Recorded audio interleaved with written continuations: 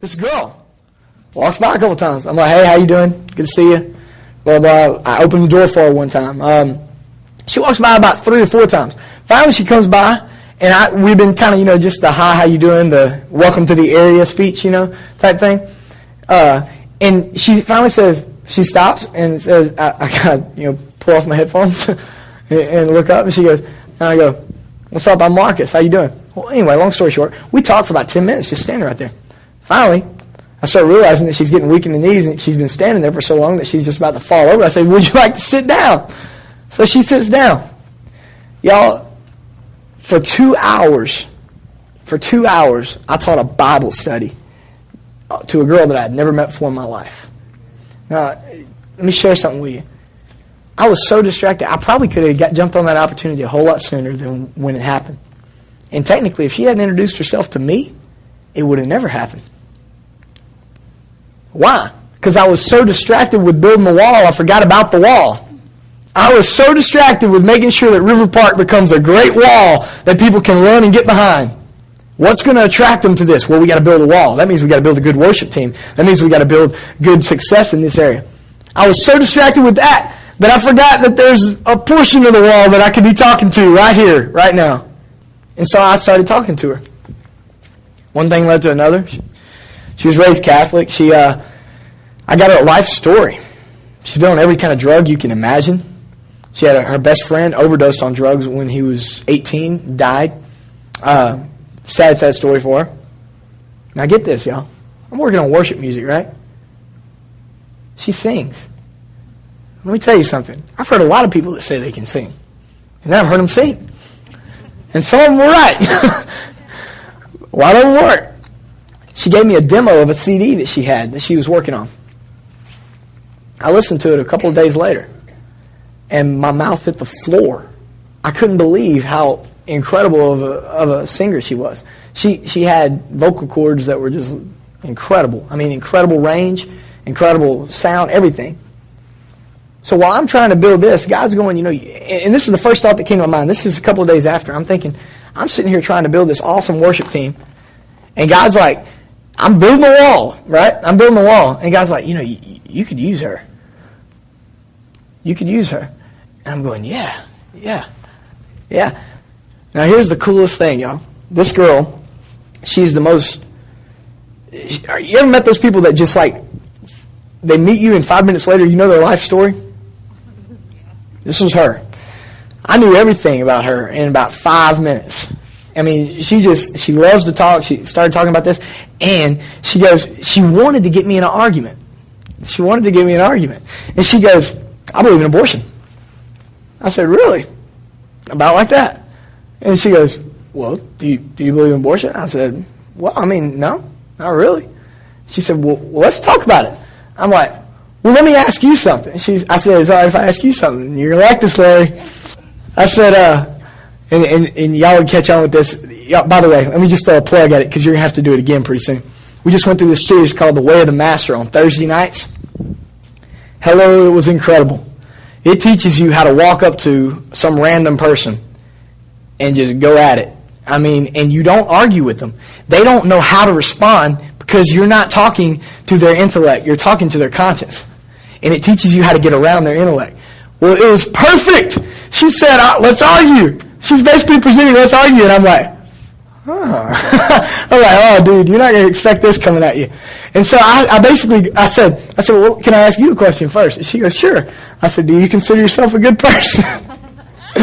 And she goes, well, yeah. And she said, compared to most people, I'm a very good person.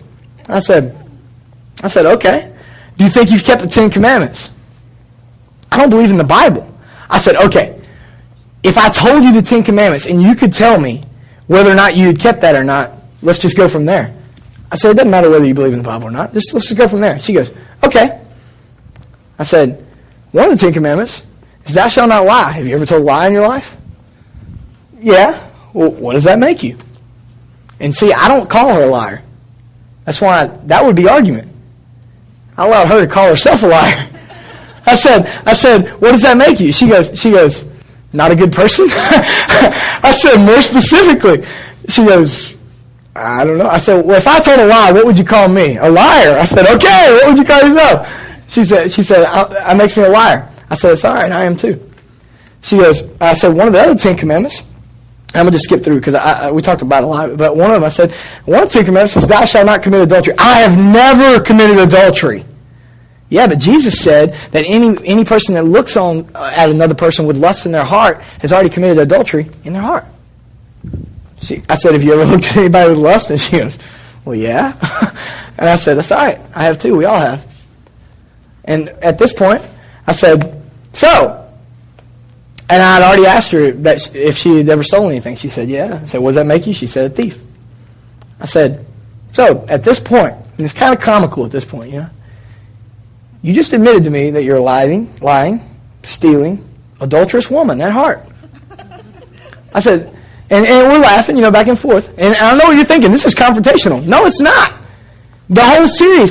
I didn't call her any of that. She called herself all of that. It got to her conscience, you see. It wasn't me telling her those things. It was her. Okay? That's why I'm serious. Y'all need to come to this series. It's incredible. It'll teach you so much. But I get through that, and she starts laughing, and I'm laughing. I'm saying, it's cool. I've been all those things. I said, it's cool.